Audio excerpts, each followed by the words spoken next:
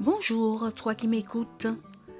Jésus donne de la dignité au travail, c'est le titre de la méditation du 2 mai.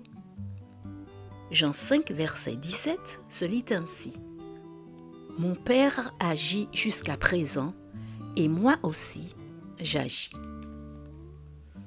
Il peut paraître surprenant à certains que Jésus se réfère à Dieu comme étant, en quelque sorte, son modèle de travail.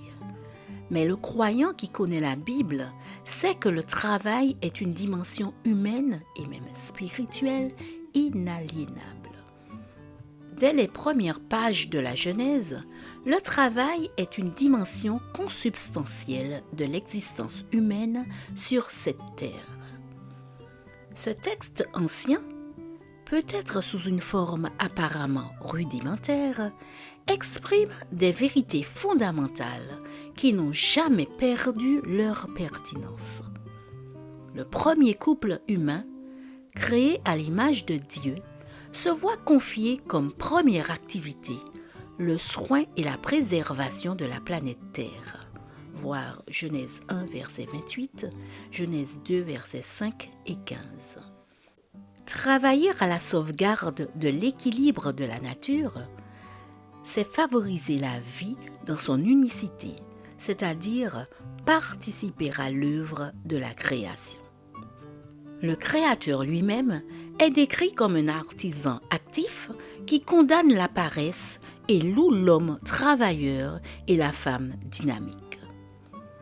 Le travail que Jésus accomplit et soutient a une fonction idéale de créativité et de service à l'image de l'activité de Dieu lui-même. Aujourd'hui, le travail industrialisé et mécanisé a cessé d'être pour des millions d'êtres humains un moyen privilégié d'épanouissement personnel. En améliorant les conditions de travail grâce à la technologie, les résultats sont paradoxalement devenus d'une part plus humains dans le sens où le travail est moins exigeant physiquement et d'autre part plus inhumain dans le sens où l'homme est réduit au rang d'instrument de production. Il devient de plus en plus difficile de maintenir le travail comme moyen d'épanouissement personnel, comme vocation et comme source de satisfaction. La tendance est de le considérer de plus en plus comme un emploi, un simple moyen de gagner sa vie, voire une sorte de temps mort entre deux temps libres dans une société qui maximise les loisirs et le divertissement.